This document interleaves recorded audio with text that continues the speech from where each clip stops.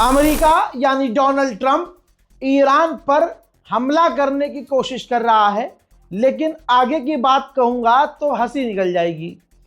Report यह बता रही है कि अमेरिका ईरान पर लिमिटेड हमला करने की तैयारी कर रहा है। अब कोई गुलाबी सुअर से पूछे कि जब नीचे से पीछे और पीछे से ऊपर तक का जोर लगाकर ईरान पर हमला किया, तब ईरान का तुम उखाड़ कुछ नहीं पाए, तो अब जब तुम छोटा हमला करोगे लिमिटेड, तो ईरान डर जाएगा क्या?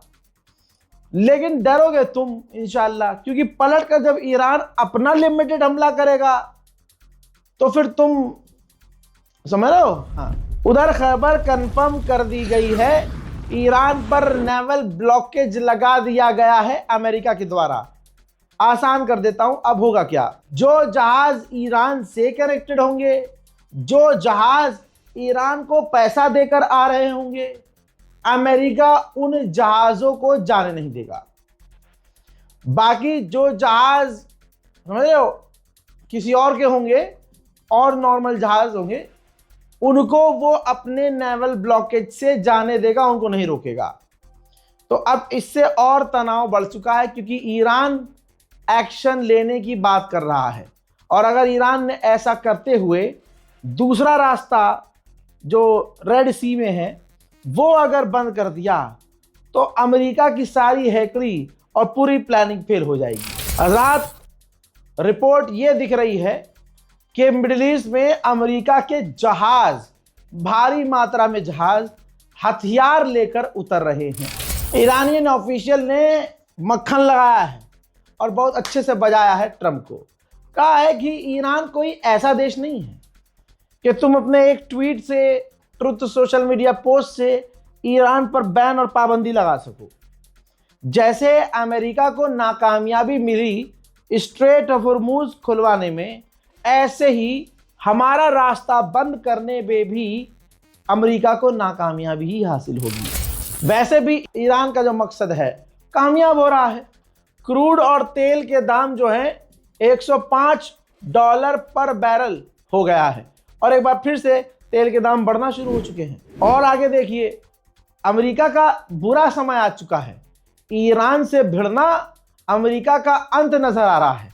अमेरिका की ही रिपोर्ट के अनुसार अमेरिका में जेट फ्यूल के दाम बढ़ रहे हैं, जिसकी वजह से अमेरिका के अंदर फ्लाइट की टिकट्स महंगी हो रही हैं। उधर ईरान ने इजराइल की सांस अटका दी है।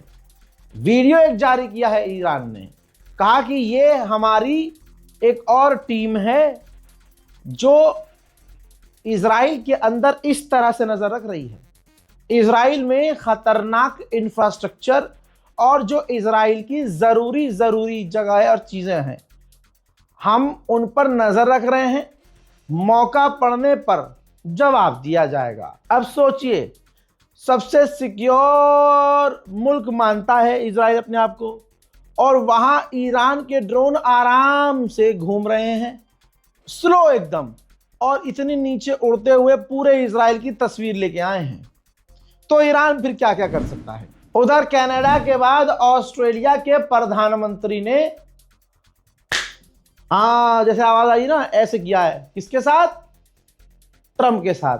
और कह दिया है कि सबसे बेहतरीन ऑप्शन है नेगोशिएशन, बातचीत करके स्ट्रेट ऑफ हॉर्मुज को हल करवाना, इस मामले को। और ऑस्ट्रेलिया ने साफ कह दिया है, हम अपनी फौज अमेरिका नहीं भेजेंगे, न स्ट्रेट ऑफ हॉर्मुज भेजेंगे। ले बेटा, एक लंबे समय के बाद ईरान के विदेश मंत्री का बयान आया। अब्बास अराक्ची ने कहा कि हम 47 साल के बाद बहुत इंटेंस बात कर रहे थे अमेरिका से, और ये 47 साल में पहली बार हुआ था कि हमारी बात हो रही थी और हमारी बातचीत सही चल रही थी, बिल्कुल सही डायरेक्शन। लेकिन एंड टाइम पर नहीं पता क्या हुआ कि अमेरिका ने अपने गोल बढ़ा दिए, मांगे बढ़ा दी, चीज़ों को बिगाड़ना शुरू कर दिया, और पूरी तरह से ये बातचीत खराब हो गई। अपने पूरे इस इतिहास में अमेरिका ने लगता है कुछ सीखा नहीं है। उधर गलीबाफ खेल रहे हैं बढ़िया। ईरान के पार्लियामेंट स्पीकर ने ट्वीट किया है और दाम दिखाए हैं लाइव। कहा कि एंजॉय करो, जो गैस और तेल के दाम बढ़ रहे हैं, मजा लो अभी और ये दाम बढ़ेंगे, क्योंकि अमेरिका जो नेवल ब्लॉकेज लगा रहा है इससे तो और दाम बढ़ेंगे। उधर ईरान के पार्लियामेंट मेंबर ने ईरानियन मीडिया पर ऐलान कर दिया है कि दुनिया देख रही है कि पूरी दुनिया का चौथा सुपर पावर देश ईरान बन चुका है। इस बात में कोई शक नहीं है। उधर कनाडा की टॉप जनरल ने कहा है कि हमें एक बड़ी जंग के लिए तैयार रहना चाहिए। ईरान एक ऐसा टॉपिक है जिस पर वीडियो बना दो, व्यूज आ जाते हैं। जिस झटुल्ले को कुछ पता ना हो वो ईरान से जंग की बात कर दे, फेमस हो जाता है। कनाडा वो देश जिसको एक झापड़ मारकर अमेरिका कल तक अमेरिका का 51वां राष्ट्र बनाने की धमकी दे रहा था ओपनली, आज वहां के कमांडर कह रहे हैं कि हमें बड़ी जंग के लिए तैयार रहना चाहिए। कर लो तैयारी, कोई दिक्कत नहीं है। ओबामा के टाइम भी ईरान के साथ डील हुई थी, ओबामा के ऑफिशियल्स ने की थी। 12 साल लगे थे जब न्यूक्लियर एग्रीमेंट में ईरान बड़ी मुश्किल से शामिल हुआ था। उस टाइम जो ओबामा के साथ की जो डेलीगेशन थी उसके एक ऑफिसर ने कहा है, ये रहा बयान, कि हमें 12 साल लगे, 12 साल जो ईरान से हम जाकर डील कर पाए। आपको क्या लगा था ऐसे मुल्क से आप 21-22 घंटे में डील कर सकते हो? अरबों ने अमेरिका का पेशाब हमेशा चाटा। आज अगर वो देख रहे हैं कि अमेरिका हमें बचा ना सका तो पलटकर अमेरिका को ये 2 क्वेश्चन कर भी नहीं पा रहे हैं। अब जब उन्होंने देखा कि नेवल ब्लॉकेज खुद अमेरिका ने लगा दिया, ये तो और मुसीबत हो गई। जो एक आध जहाज निकल रहे थे अब वो भी नहीं निकलेंगे। तो अब बजाय अमेरिका से सवाल करने के ये पहाड़ों पर भाग जाने वाले अब ये कोशिश कर रहे हैं कि कोई दूसरा रास्ता मिल जाए, और अब इन्होंने हार मान ली है।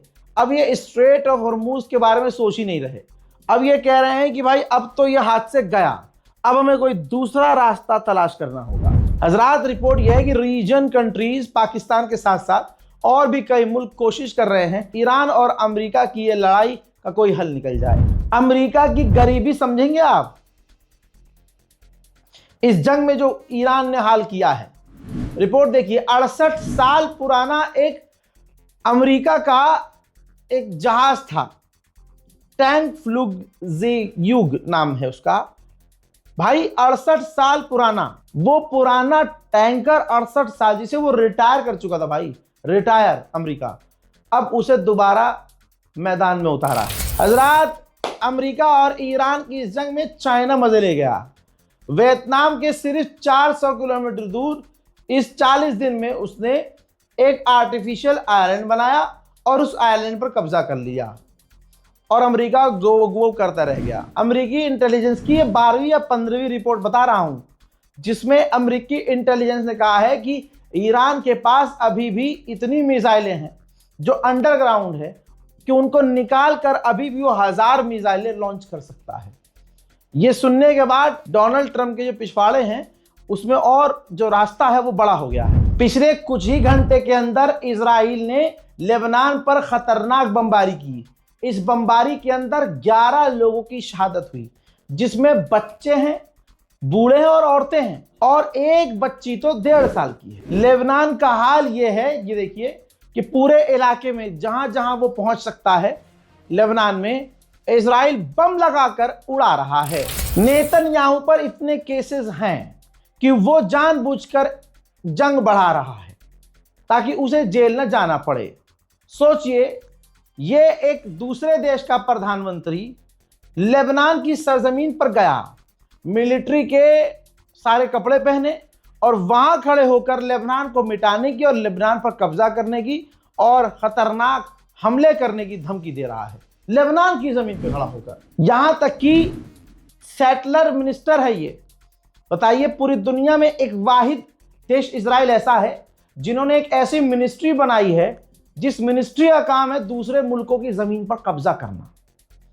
तो ये सेटलर मिनिस्टर कह रही है कि हम लेबनान के घरों को क्यों उड़ा रहे हैं? अरे क्यों उड़ा रहे भाई? बनाना पड़ेगा दोबारा हमें कुछ रहने के। हम उनके मकानों पर कब्जा करें और इजराइल से लोग वहां जाकर बस जाएं। ये हालात है दोस्तों। अब इस रिपोर्ट को शेयर कीजिएगा, पूरी रात मैंने अपडेट किया है, जाइएगा देखिएगा, इस रिपोर्ट को शेयर जरूर कीजिएगा। जय हिंद।